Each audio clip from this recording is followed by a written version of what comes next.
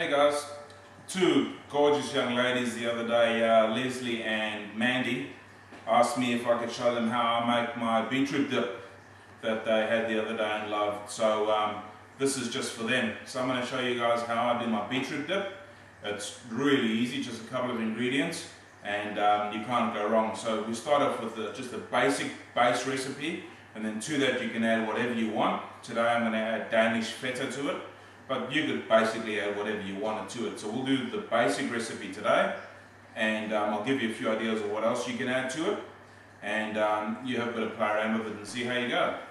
Okay, so I've got my beetroot over here. I've taken the leaves, cut them off. Beetroot leaves are actually poisonous, our beetroot leaves. Be careful, don't eat them, just get rid of them. So I've taken my beetroot, I've washed it up, I've taken the top and the bottom off, put it straight down. Now before we wrap it up, we'll put some oil on that, a little oil, some salt, some pepper. And we'll wrap it up in the tin foil. Now, tin foil, alfoil, whatever you call it, it's got two sides to it. You got your shiny side, and you got your matte or your dull side over here. Now they serve two purposes.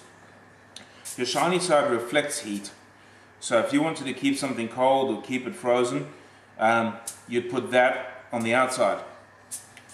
Because I'm going to be cooking something today, I'll use the matte side or the dull side on the outside, and that'll partially attract the heat to it, and it'll do the job of cooking it, but it'll also seal all that moisture in with the beetroot and steam it through and get the flavour of the seasoning going through the beetroot. So we'll just wrap that up.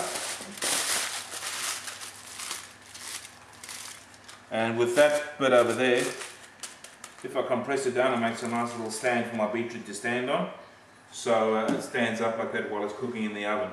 Now, I've done my other two beetroot as well. So we'll put all three of those in the oven. I'd say 180 degree oven for about for a beetroot that size, about 45 minutes. So I'll just take a paring knife and just check it periodically every 15 or 20 minutes after half an hour. And once the beetroot is nice and tender and that paring knife goes in all the way without resistance, that's done. Then we'll peel it and we'll blend it up for our beetroot dip. So our beetroot is cooked now. So I've just taken it out of the tin foil, and while it's still hot, under running water, just gently press and the skin will come off. That's my beetroot peeled. So I'm just cubing the beetroot into about centimetre square pieces, just to make it easier for my blender to deal with.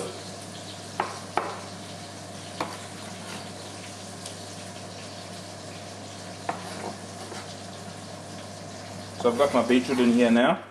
To that I'm going to add parmesan, salt, pepper and olive oil. So I'm adding in a fair amount of parmesan, and for me, I find when I'm eating the dip, parmesan for me is one of the dominating flavors, even more dominating than the beetroot, I suppose. So like I'm not shy with the amount of parmesan I'm putting in. Of course, you do it to your flavor and your preference. So I've got my beetroot, my parmesan here now. I've added 2 really big pinches of sea salt. I'm going to add some pepper now.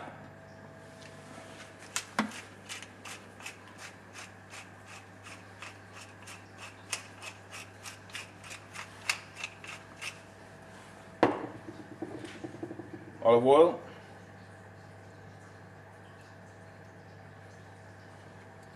With the oil that you put in here, me personally, I'm not too fussy as to extra virgin olive oil or whatever it is. I've just used half extra virgin garlic olive oil, and the other half is olive pomace oil, which will give it volume and a little bit of flavor. But if you go all extra virgin, it just works out to be too expensive, and at the end of the day it is only a dip. So half and half is what I use here. So we'll just blend this up now and get it nice and smooth, and as I'm blending it, I'll just add a little bit more oil as I see it needs it.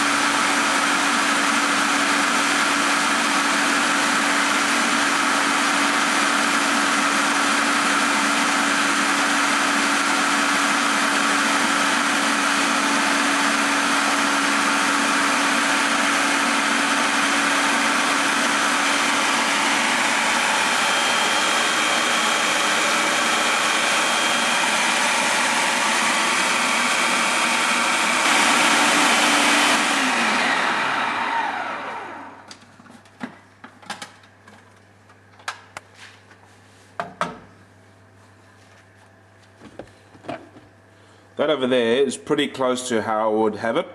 I double check the seasoning again and double check the amount of parmesan I got in there, but that should be pretty close.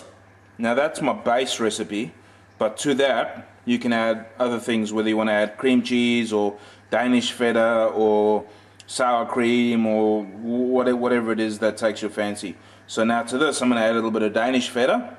You'll see that it'll change the color a little bit and it'll give it a little bit of sharpness.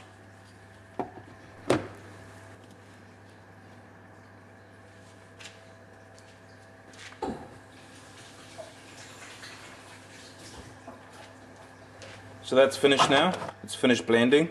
So as you can see, it's wonderfully smooth and creamy. I can taste the salt. I can taste the Danish feta that's gone through that, the parmesan.